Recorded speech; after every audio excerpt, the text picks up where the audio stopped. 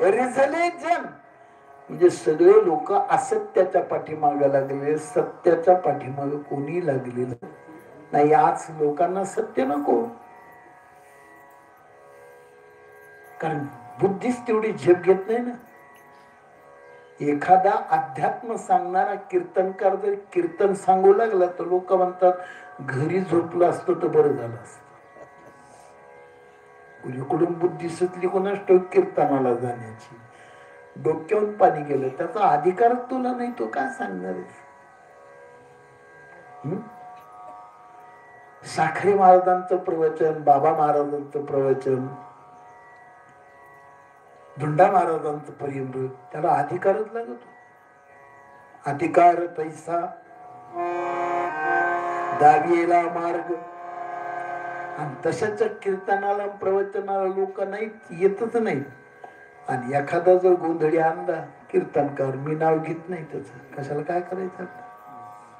गुणदोष याती न विचारी काही. मंडप पुरत नाही. मंडप कलियुग आहे. असत्यासी रिझले जन. माझं प्रमाण नाही, संतांचं आहे.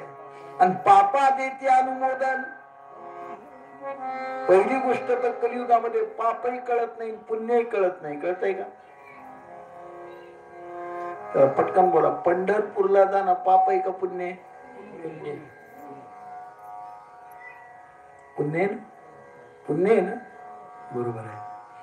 पण तिथे गेल्यावर दुसऱ्याच्या पिशव्याने हात घालणं,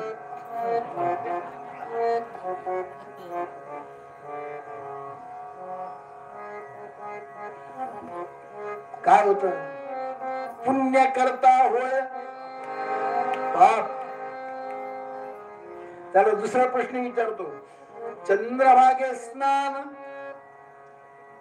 विधे तू हरिकथा.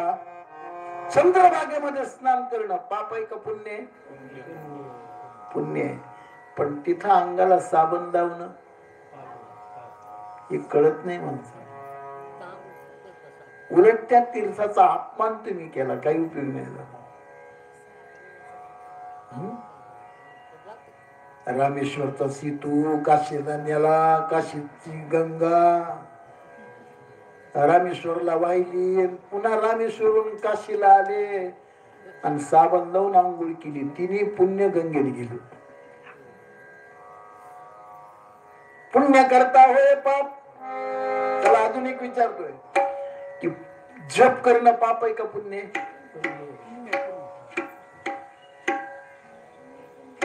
पुण्य.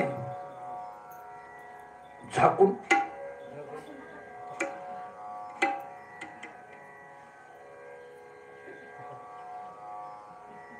झाकून जप केला.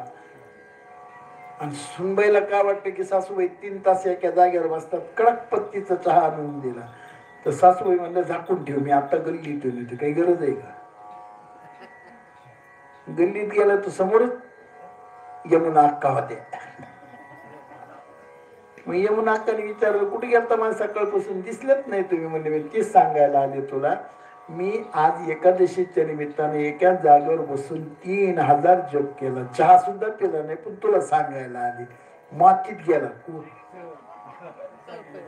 सांगितलं केलेलं जप वाया गेला, लोकाला सांगून.